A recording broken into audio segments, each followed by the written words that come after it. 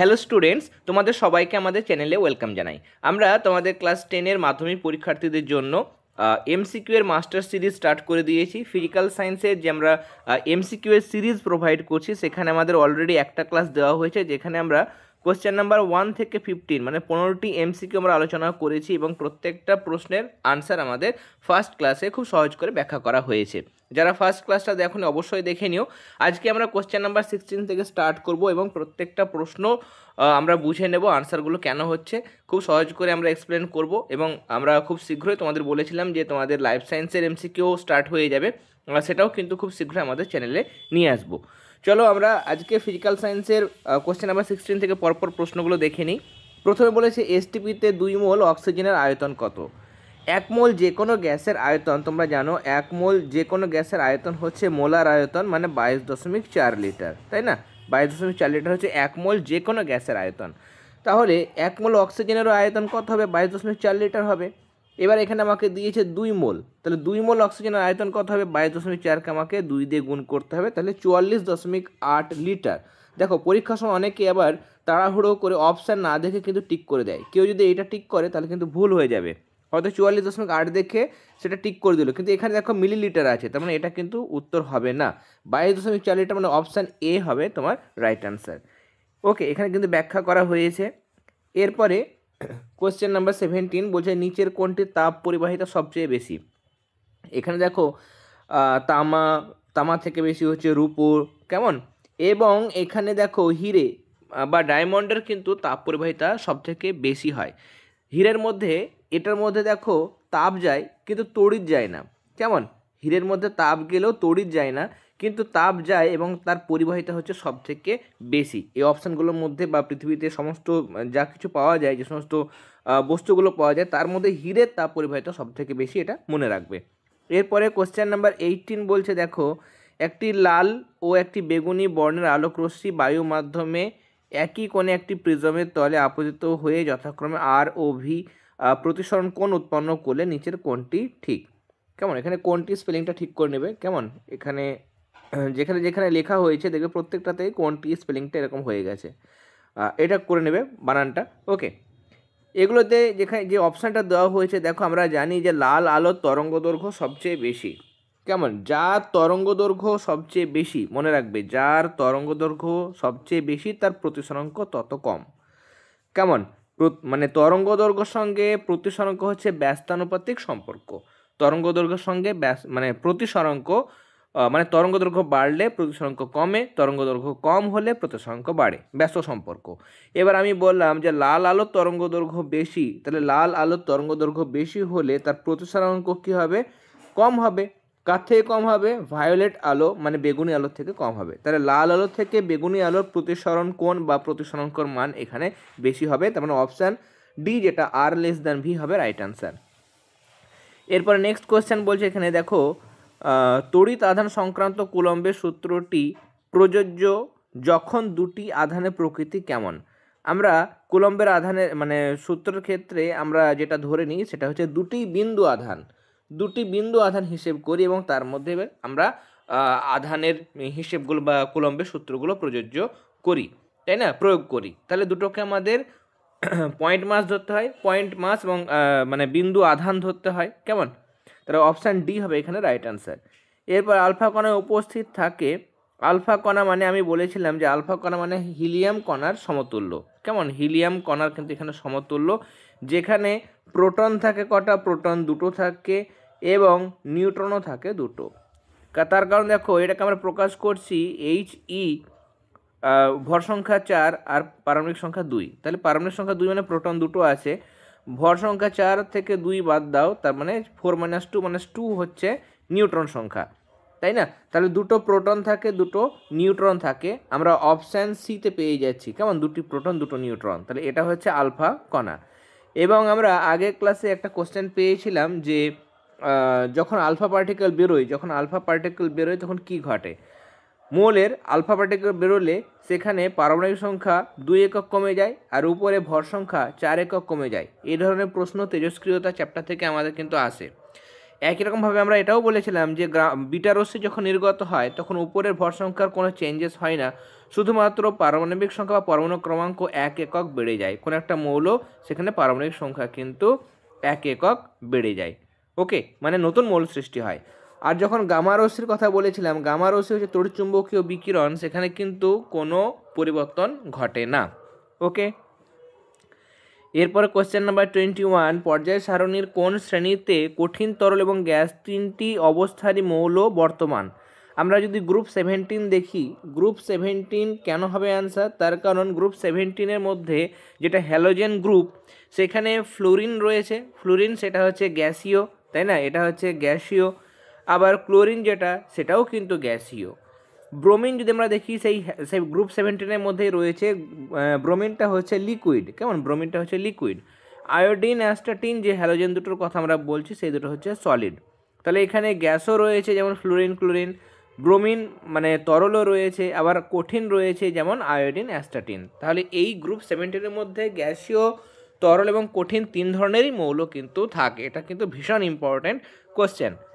এরপরে নেক্সট হচ্ছে question number 22, নিচের কোন যৌগটির মধ্যে কোনো অণুর অস্তিত্ব নেই? আমরা জানি যে এখানে যে সমস্ত যৌগগুলো হচ্ছে তড়িৎযোজী যৌগ বা আয়নীয় যৌগ, তড়িৎযোজী বা আয়নীয় যৌগগুলোর মধ্যে কিন্তু কোনো অণুর অস্তিত্ব নেই। পৃথক আমরা ইন্ডিভিজুয়াল কোনো একটা অণু কিন্তু কখনোই পাই না। কিন্তু সমযোজী যৌগগুলোর ক্ষেত্রে আমাদের অণুর অস্তিত্ব আছে। যেমন এখানে HCl, হাইড্রোজেন ক্লোরাইড, CH4 মানে মিথেন, NaHC মানে অ্যামোনিয়া, এগুলো হচ্ছে সমযোজী যৌগ, এগুলোর মধ্যে অণুর অস্তিত্ব আছে। কিন্তু ক্যালসিয়াম অক্সাইড এটা হচ্ছে একটা আয়নীয় যৌগ বা তড়িৎযোজী যৌগ, তার জন্য এর কোনো অণুর অস্তিত্ব নেই। তার মানে অপশান সি হবে এখানে রাইট অ্যান্সার। তাহলে এরকম প্রশ্ন দিলে তোমাকে খুঁজতে হবে এগুলোর মধ্যে কোনটি তড়িৎযোজী বা আয়নীয়। ওকে, এরপরে মানে এখানে আয়নীয় যৌগ Ca বাই পজিটিভ এবং ও বাই নেগেটিভ আয়নের আকারে মানে জালকের মধ্যে, ক্রিস্টালের মধ্যে অবস্থান করে, তার জন্য স্বতন্ত্র অণু মানে একটা পার্টিকুলার আলাদা করে অণুর কোনো অস্তিত্ব নেই। নেক্সট 23, কপার তড়িৎদ্বার ব্যবহার করে কপার সালফেটের দ্রবণে তড়িৎ বিশ্লেষণের ক্ষেত্রে প্রদত্ত কোন বিবৃতিটি সঠিক? কপার তড়িৎদ্বার যখন আমরা ব্যবহার করি এবং কপার সালফেটের জলীয় দ্রবণের মধ্যে তড়িৎ বিশ্লেষণ করি, তখন কি ঘটে? এখানে কপার সালফেটের গাঢ়ত্বের কিন্তু কোনো পরিবর্তন ঘটে না। কেমন? কেন ক্যাথোডের ভর কমে না বা বাড়ে না? কেন জিনিসটা ঘটে না? তোমরা টেক্সট বইয়ের মধ্যেও পড়েছো, আমি এখানে সংক্ষেপে ব্যাখ্যা করেছি যে তড়িৎদ্বার হিসাবে যখন আমরা কপার তড়িৎদ্বার ব্যবহার করি, অ্যানোডে কপার কি হয় তখন, মানে যেহেতু তড়িৎদ্বারের মধ্যে কপার রয়েছে, তাহলে অ্যানোডের যেটা সেটা জারণ হবে। আমরা জানি অ্যানোডের মধ্যে জারণ হয়, ক্যাথোডের মধ্যে বিজারণ হয়। টেস্ট পেপার সলভ করবে। আমরা অলরেডি আমাদের আগে একটা চ্যানেল যেটা ছিল HK এডু হাব, কেমন? HK এডু হাব, এই চ্যানেলের মধ্যে HK এডু হাব চ্যানেলের মধ্যে আমরা অলরেডি আগের বছরের এবিটি টেস্ট পেপার এবং পরশর টেস্ট পেপার মানে 2023-24, কেমন? 2023-24, 2024-25 এগুলোর কিন্তু আমরা টেস্ট পেপারগুলো সমাধান করেছি। ভৌতবিজ্ঞান, জীবনবিজ্ঞানের সম্পূর্ণ সমাধান, এবিটি টেস্ট পেপার, পরশর টেস্ট পেপারের। কেমন? যারা পুরনো টেস্ট পেপারগুলো সমাধান করতে চাও তারা এই চ্যানেলটা থেকে ক্লাসগুলো দেখে নিতে পারো।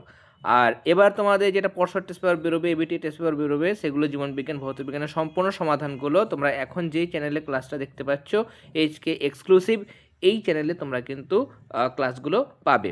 ওকে, এবং সেখানে আমরা একটা কোশ্চেন মানে প্রত্যেক বছরই পাই, সেটা হচ্ছে কোন তড়িৎদ্বারে জারণ ঘটে, কোন তড়িৎদ্বারে বিজারণ ঘটে। অ্যানোড মানেই জারণ, মনে রাখবে অ্যানোডে সবসময় জারণ ঘটে, অ্যানোডে জারণ ঘটে, এবং ক্যাথোডে মনে রাখবে বিজারণ ঘটে। তাহলে এইখানে দেখো অ্যানোডে কী হবে? কপার তড়িৎদ্বার যেটা সেটা জারিত হবে। জারিত হওয়া মানে হচ্ছে লস অফ ইলেকট্রন, ইলেকট্রন বর্জন করবে। তাহলে ইলেকট্রন দুটো বর্জন করবে, নিয়ে Cu2+ তৈরি হবে। এই যে কপার সেটা দুটো ইলেকট্রন ছেড়ে দিল, নিয়ে Cu2+ আয়নে পরিণত হলো। ওকে, ক্যাথোডে কী হবে? ক্যাথোডে Cu2+ আয়ন বিজারিত হবে, নিয়ে এখানে এই কপারটা কিন্তু ধাতু হিসাবে কিন্তু মানে জমা হবে। ফলে কপার সালফেটের গাঢ়ত্ব কিন্তু কোনোরূপ কোনো পরিবর্তন হবে না। কপার সালফেটের কোনো পরিবর্তন হবে না। যেহেতু আমরা দেখছি যে কপার সালফেটের ক্ষেত্রে কি হচ্ছে, কপার সালফেটের Cu বাই পজিটিভ আয়ন এই দুটো ইলেকট্রন গ্রহণ করে কপার হিসেবে জমা হচ্ছে। কেমন? তাহলে এখানে Cu বাই পজিটিভটা কমে যাচ্ছে। অপরদিকে দেখো অ্যানোড থেকে জারণের মাধ্যমে কপার বাইপজিটিভ আয়ন আমার সলিউশনের মধ্যে আসছে।